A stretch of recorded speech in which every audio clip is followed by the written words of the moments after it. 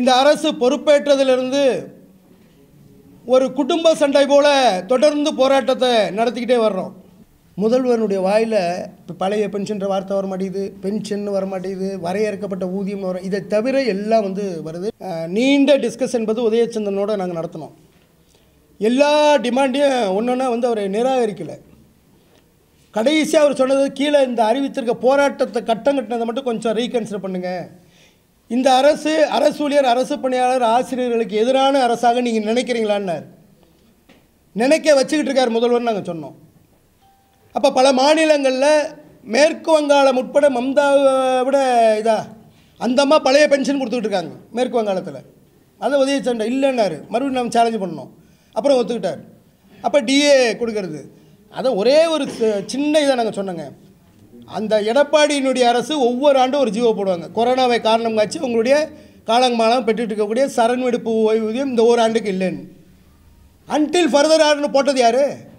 இந்த அரசு தானே அப்படின்னு ஒரு அமைதியானார்.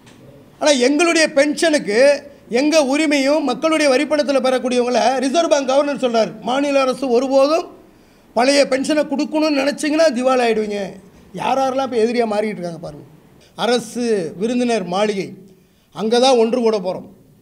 அரசு என்ன செஞ்சாலும் சரி 5 லட்சம் பேர் அங்கே ஒன்று கூடி நாங்கள் கோட்டையை நோக்கி போகிறதுன்னு முடிவெடுத்திருக்கோம். காவல்துறை முதலமைச்சர் சந்தித்தா அவருக்கு நல்லது, எங்களுக்கு நல்லது. இல்லை என்றால் நாங்கள் 5 லட்சம் பேரும் கோட்டையை முற்றுகையிடுவது என்ற 2 முடிவை தீர்க்கமாக இன்றைக்கி நாங்கள் எடுத்துருக்கோம்.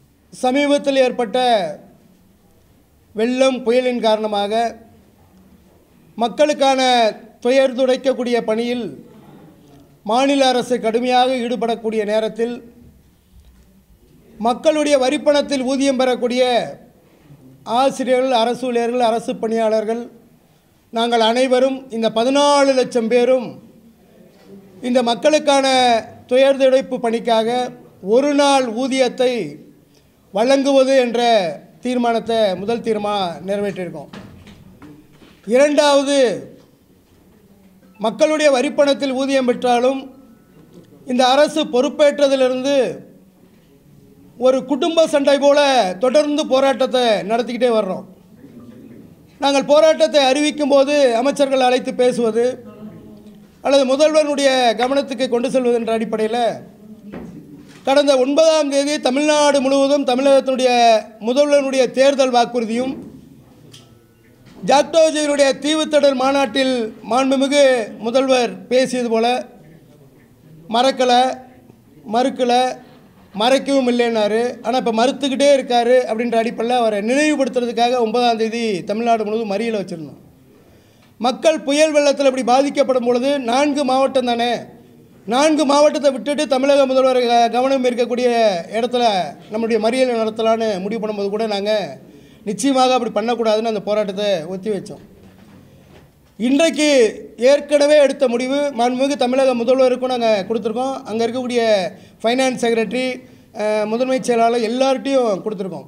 டிசம்பர் 28 என்பது கோட்டையை முற்றுகையிட்டு கடந்த ஆட்சியாளர் போல எங்களுடைய தேர்தல் கால வாக்குறுதியில் மாண்புமிகு இன்றைய முதல்வர் அறிவித்த பழைய ஓய்வூதியம், மறுபுறம் எங்களிடம் கடந்த அரசு பறித்த சரண்டரை இவர்கள் ஆட்சிக்கு வந்ததுக்கு பிறகு அன்டில் ஃபர்தர் ஆர்டர்னு போடக்கூடிய அளவுக்கு கொரோனாவுக்கு பறித்ததை நிரந்தரமாக பறித்த ஒரு அரசாக இது மாறியிருக்கு.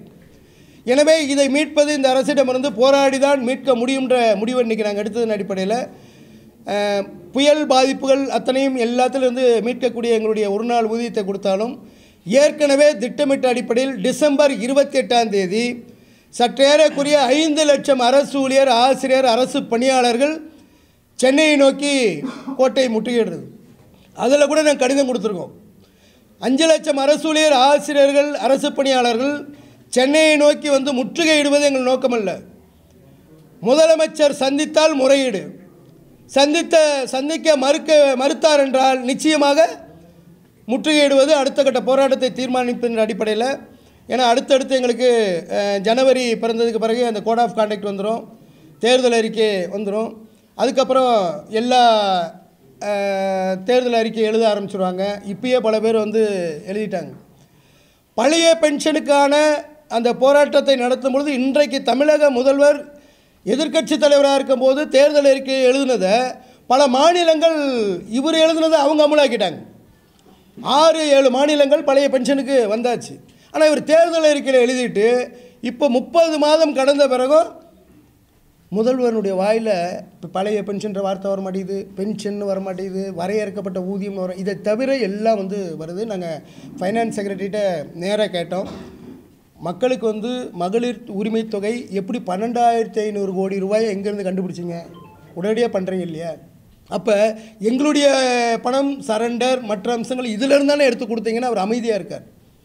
அப்போ அந்த அளவுக்கு நாங்கள் அரசு ஊழியர்கள், ஆசிரியர்கள், அரசு பணியாளர்கள் பாதிச்சிருக்கோம். எனவே இந்த அரசு நாங்கள் விரும்பி கொண்டு வந்த அரசாக இருந்தாலும் யாராக இருந்தாலும் ஜாக்டோஜியை பொறுத்தவரை அரசு ஊழியர், ஆசிரியர், அரசு பணியாளருக்கான வாக்குறுதி மீறும் பட்சத்தில் அவர்களை எதிர்த்து போராடுறதுல எந்த ரிசர்வேஷனும் இல்லைன்ற அடிப்படையில் டிசம்பர் 28 5 லட்சம் பேர் சென்னையில் அணிதிரள்கிறோம். அணிதிரள்கிற இடம் கூட இன்றைக்கு சமீபத்தில் காவல்துறையினுடைய இது பார்த்திங்கன்னா போராட்டத்துக்கு தகுதியற்ற அடிப்படையில் அல்லது அங்கே அசம்பிளான நோய் தான் வரும்.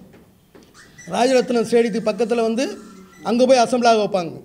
அல்லது வள்ளுவர் கோட்டம் ஜாக்டோஜியை பொறுத்த வரைக்கும் 40 ஆண்டு காலம் நாங்கள் எங்களுடைய சொந்த இடம்ன்றது அரசு விருந்தினர் மாளிகை. அங்கே தான் ஒன்று கூட போகிறோம். அரசு என்ன செஞ்சாலும் சரி 5 லட்சம் பேர் அங்கே ஒன்று கூடி நாங்கள் கோட்டையை நோக்கி போகிறதுன்னு முடிவெடுத்திருக்கோம். காவல்துறை முதலமைச்சர் சந்தித்தா அவருக்கு நல்லது, எங்களுக்கு நல்லது. இல்லை என்றால் நாங்கள் 5 லட்சம் பேரும் கோட்டையை முற்றுகிடுவது என்ற 2 முடிவை தீர்க்கமாக இன்றைக்கி நாங்கள் எடுத்துருக்கோம். அக்டோபர் மாதம் கிட்டத்தட்ட 10 அம்ச கோரிக்கை வெளியுறுத்தி ஃபினான்ஸ் செக்ரட்டரிட்ட நீங்கள் கொடுத்த மனு, ஃபினான்ஸ் செக்ரட்டரி எந்த ரீசனுமே சொல்லாமல் உங்களோட கோரிக்கைகளை தட்டி கழிக்கிறாரா? கவர்மெண்ட் ஏன் நீங்கள் சொன்ன மாதிரி எதிர்கட்சி தலைவராக இருந்தப்போ உறுதிமொழி கொடுத்த இன்றைய முதல்வர் இன்றைக்கு ஏன் செய்ய தயங்குறாரு? ஃபைனான்ஸ் செக்ரட்டரிகிட்ட கொடுத்தது நீங்கள் சொன்னது அக்டோபர். எந்த ஃபைனான்ஸ் செக்ரட்டரி? அதான் யாருன்ற இப்போ மாறியிருக்காங்கல்ல, எல்லாமே இப்போ மாறியிருக்காங்க. இப்போ இருக்கிறது உதயச்சந்திரன். நீண்ட டிஸ்கஸ் என்பது உதயச்சந்திரனோடு நாங்கள் நடத்தினோம். எல்லா டிமாண்டையும் ஒன்றுன்னா அவரை நிராகரிக்கலை. கடைசியாக அவர் சொன்னது கீழே இந்த அறிவித்திருக்க போராட்டத்தை கட்டம் கட்டினதை மட்டும் கொஞ்சம் ரீகன்சிடர் பண்ணுங்கள். இந்த அரசு ஊழியர், அரசு பணியாளர், ஆசிரியர்களுக்கு எதிரான அரசாக நீங்கள் நினைக்கிறீங்களான்னார். நினைக்க வச்சுக்கிட்டு இருக்கார் முதல்வர் நாங்கள் சொன்னோம். அப்போ பல மாநிலங்களில் மேற்கு வங்காளம் உட்பட மம்தாவை விட அந்த அம்மா பழைய பென்ஷன் கொடுத்துக்கிட்டு இருக்காங்க மேற்கு வங்காளத்தில். அதை உதயச்சண்டை இல்லைன்னாரு. மறுபடியும் நம்ம சேலஞ்ச் பண்ணோம். அப்புறம் ஒத்துக்கிட்டார். அப்போ டிஏ கொடுக்கறது அதை ஒரே ஒரு சின்ன இதை நாங்கள் சொன்னோங்க. அந்த எடப்பாடியினுடைய அரசு ஒவ்வொரு ஆண்டும் ஒரு ஜீவோ போடுவாங்க. கொரோனாவை காரணம் காட்சி உங்களுடைய காலங்காலம் பெற்றுட்டு இருக்கக்கூடிய சரண் வெடிப்பு ஓய்வூதியம் இந்த ஒரு ஆண்டுக்கு இல்லைன்னு அன்டில் ஃபர்தர் ஆர்டர்னு போட்டது யார்? இந்த அரசு தானே அப்படின்னோடனே அவர் அமைதியானார். ஆனால் அரசு ஒரு டிஸ்கஸை உருவாக்கியிருக்கோம். ஒரு மனநிலை மாறினது மாதிரி தோற்றம் தெரியுது. தோற்றத்தை 30 மாதம் பார்த்துட்டோம். இனிமேலும் காத்திருக்கான அவசியம் கிடையாது. இனி காத்திருந்தோன்னா 2024 தேர்தல் அறிக்கையிலும் மறுபடியும் எங்களுக்கு ஓட்டு போடுங்க, நான் மறுபடியும் நான் தரேன்னு சொல்லி அப்புறம் எல்லோரும் எழுத ஆரம்பிப்பாங்க. அப்படிலாம் அரசு ஊழியர்கள் இனிமேல் ஏமாற தயாராக இல்லை. அவர் 3 வார்த்தை சொன்னதை நாங்கள் மறக்கவே மாட்டோம்.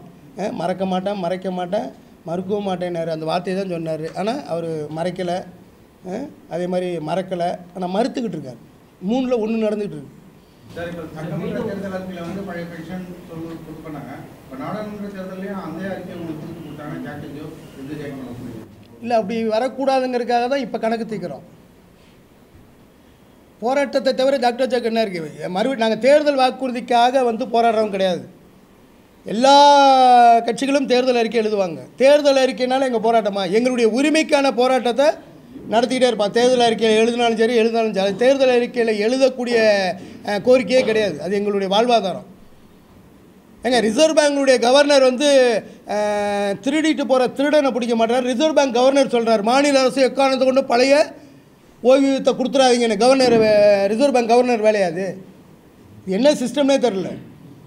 மகளிர் உரிமை தொகையை கொடுக்காதுன்னு சொன்னால் அரசியல் கட்சி சும்மா இருப்பாங்களா? ரிசர்வ் பேங்க் கவர்னர் நீ இதோட நிறுத்திக்கம்பாங்க. ஆனால் எங்களுடைய பென்ஷனுக்கு எங்கள் உரிமையும் மக்களுடைய வரிப்பணத்தில் பெறக்கூடியவங்களை ரிசர்வ் பேங்க் கவர்னர் சொல்கிறார், மாநில அரசு ஒருபோதும் பழைய பென்ஷனை கொடுக்கணும்னு நினச்சிங்கன்னா திவால் ஆகிடுவீங்க. யாரெல்லாம் இப்போ எதிரியாக மாறிக்கிட்டு இருக்காங்க பாருங்கள்.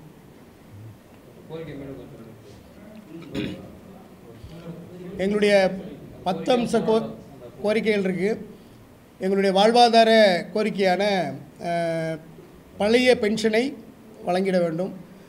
பறிக்கப்பட்ட சரண்வெடுப்பு ஊதியத்தை வழங்கணும். அதே மாதிரி லட்சக்கணக்கான ஆசிரியர்கள், அரசு ஊழியர்கள், அரசு பணியாளர்கள் அத்தக்கூலியில் வேலைக்கு இருக்கிறவங்கள தேர்தல் அறிக்கையில் நான் வந்து நிரந்தரப்படுத்துவேன்னு சொன்னாங்க. அதையும் வந்து உடனடியாக பண்ணணும். அதே போல் 35 ஆண்டு காலம் சத்துணவு ஊழியர்களாக, அங்கன்வாடி ஊழியர்களாக பணிபுரியக்கூடியவர்கள், அவர்கள் காலை சிற்றுண்டியை கூட நாங்கள் பண்ண தயாருன்றாங்க. ஆனால் தனியார்கிட்ட கொடுக்கறதுக்கு மன்றத்தில் தீர்மானம் போடக்கூடிய அளவுக்கு இருக்குது. அவர்களுக்கான தேர்தல் அறிக்கையில் எழுதினாங்க. சத்துணவு அங்கன்வாடி ஊழியர்களுக்கான வரையறுக்கப்பட்ட ஊதியத்தை கொடுப்பேன்னு சொன்னாங்க. அதையும் வந்து கொடுக்கல. சாலை பணியாளர்கள் போன்றவர்கள் வந்து ஒரு 41 மாதம் டிஸ்மிஸலில் வந்து அரசு டிஸ்மிஸ் பண்ணி வச்சிருந்துச்சு. அதில் ஒரு பைசா அரசுக்கு செலவு இல்லை. அதை ரெகுலேட் பண்ணுங்கன்னு சொன்னால் இப்படி வந்து ஏராளமான ஆசிரியர்களுக்கு சொல்லவே முடியாது. அவங்க ஏற்கனவே வாங்கிக்கிட்டு இருந்த ஒரு இன்சென்டிவ், அதை போய் உதயச்சந்திரன்ட்ட கேட்குறோம். ஏங்க, இன்சென்டிவ் வந்து காலங்காலமாக பெற்றுட்டு இருக்குது, இதை நிறுத்தி என்னத்தை நீங்கள் மிச்சப்படுத்திட போகிறீங்க அப்படின்னு அவரால் பதில் சொல்ல முடியல.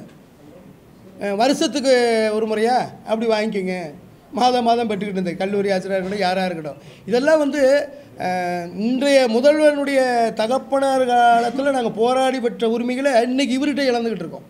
அதான் வருத்தமாக இருக்குது.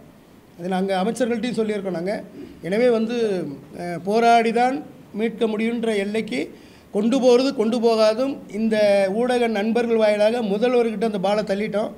கோட்டையை முற்றுகை இடணுமா வேணாங்கிறத இனி நாங்கள் கட்டுப்படுத்த முடியாது. எங்களுடைய அரசு ஊழியர், ஆசிரியர், அரசு பணியாளர்களை முதல்வர் தான் முடிவு பண்ணணும்.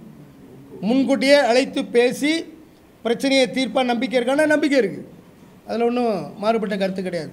அந்த நம்பிக்கை நீர்த்து போகாமல் இருக்கணும்னா இன்று முதல் மாண்புமிகு தமிழக முதல்வர் தான் எங்களுடைய போராட்டத்தை முடிவுக்கு கொண்டு வரணும். எங்களுடைய கோரிக்கைகள் நிறைவேறும் வரை சென்னையை விட்டு நாங்கள் போக மாட்டோம். கோட்டை முற்றுகை என்ன பண்ணி எங்களை விட்டுட்டு அங்கே வந்து ராஜரத்னம் ஸ்டேடியத்தில் விட்டுட்டு அப்படி போகிறதெல்லாம் அப்படிலாம் வந்து பண்ண மாட்டோம். இந்த ஆண்டு இறுதிக்குள்ளே எங்களுடைய உரிமையை மீட்கணும்னு உறுதியான முடிவை மேற்கொண்டிருக்கிறதுனால டிசம்பர் 28 5 லட்சம் அரசு ஊழியர், ஆசிரியர்கள், அரசு பணியாளர்கள் சென்னையை நோக்கி அணிதிரள்வோம். எதையும் எதிர்கொள்ள தயாராக இருக்கணும் தான் இன்றைக்கி நாங்கள் வந்து மாநில ஒருங்கிணைப்பாளர்கள் முடிவு பண்ணியிருக்கோம். நவம்பர் மாதத்தில் ஆண்டுகிட்ட போராட்டங்கள் அறிவிச்சிங்க. 2024 பாராளுமன்ற தேர்தல் அப்படிங்கிறது நெருங்கி வருது. தேர்தல் நெருங்கக்கூடிய நேரத்தில் இந்த போராட்டம் அப்படிங்கிறது அரசுக்கு வந்து ஒரு நிர்பந்தத்தை ஏற்படுத்தலாம். 2023 ஜனவரியிலேருந்து போராடிட்டு இருக்கோம். நீங்கள் பார்த்தீங்கன்னா மனித சங்கிலி நடத்தினோம், மாவட்ட அளவில் கவன ஈர்ப்பு ஆர்ப்பாட்டம் நடத்தினோம். 2021 மாநாட்டுக்கு அழைச்சோம், 22 மாநாட்டுக்கு வந்தார். எனவே அப்படி ஒரு நிர்பந்தம் எங்களுக்கு வந்து தேர்தல் காலத்தில் நெருக்கடி கொடுத்து வாங்கக்கூடிய அளவுக்கான வர்க்கம் நாங்கள் படித்த பண்பட்ட வர்க்கம். அவங்களுக்கே நாங்கள் அரசியல் சொல்லிக் கொடுக்கக்கூடிய அளவுக்கு பக்குவம் பெற்ற எங்கிட்ட ஆட்கள் இருக்காங்க. எனவே நாங்கள் வந்து ஒரு தேர்தலை மையமாக வைத்து இந்த நேரத்தில் நெருக்கடி கொடுத்து வாங்கலாம் அவசியம் கிடையாது. எங்களுடைய உரிமைக்காக தொடர்ந்து போராடிட்டு இருப்போம். டிசம்பர் 28 கோட்டை முற்றுகைக்கு பிறகும் மீண்டும் ஜனவரி கூடி அடுத்த கட்டத்தை தீர்மானிக்கணும்னு இப்போ நாங்கள் வந்து முடிவெடுத்துருக்கோம். அப்படிலாம் வெள்ள பாதிப்புல மத்திய அரசு கிட்ட 5000 கோடி நம்ம அந்த வெள்ள பாதிப்புக்காக 5000 கோடி தமிழக அரசு கேட்டிருக்கு. ஒரு நிதி நெருக்கடியான ஒரு சூழல்ல வந்து அரசு நிர்பந்திக்கிற வகையில இந்த போராட்டத்தை நீங்க முன்னெடுக்கிறது கோரிக்கை நிறைவேற நம்பிக்கை இருக்கா? ஏன்னா 5000 கோடி ரூபாய் இப்போ வந்து இழப்பீடு கேட்டிருக்காங்க. மத்திய அரசிடம் நீங்கள் மறுபடியும் நாங்கள் வந்து நிறைய அதெல்லாம் டிஸ்கஸ் பண்ணோம். மத்திய அரசு 5000 கோடி கொடுக்கலைனாலும் 15 லட்சம் மாநில அரசு ஊழியர்கள், ஆசிரியர்கள், கல்லூரி ஆசிரியர்களுடைய பணம் அதை விட 2 மடங்கு இருக்கும். அவங்க கவலைப்பட வேண்டிய அவசியமே இல்லை. 1 மாத ஊதியத்தை கூட கொடுக்க நாங்கள் தயாராக இருக்கோம். நாங்கள் நெருக்கடி என்பது இது மாதிரி வர்றது, ஜிஎஸ்டிலேருந்து வருவாயில் வர்றது, ஜிஎஸ்டி வருவாய் வந்து மக்களுக்கு பண்ணுறது, நாங்கள் அதுக்குள்ளே போகலை. பட்ஜெட் போடுறது நாங்கள் தானே, எங்களுக்கு தெரியாதா? 5000 கோடி மத்திய அரசு கொடுக்கலன்னா 5000ஐ விட நான் சொன்னேன் 15 லட்சம் பேருடைய ஒரு நாள் ஊதியம்ன்றது இப்போ என்னென்னா, ஒரு சிலர் வந்து 1 மாத ஊதியத்தை கூட நான் கொடுக்க தயாராக இருக்கேன். ஜீவோ போடும்போது அதில் ஆப்ஷன் வைக்க சொல்லுங்கள், எத்தனை நாள்ன்றதை நான் பில்லிங்கை கொடுக்குறேன்ற அளவுக்கு பேசியிருக்கோம். 5000 கோடியை விட பல மடங்கு நாங்கள் கொடுத்த அனுபவம் உண்டு, இப்பயும் கொடுப்போம்.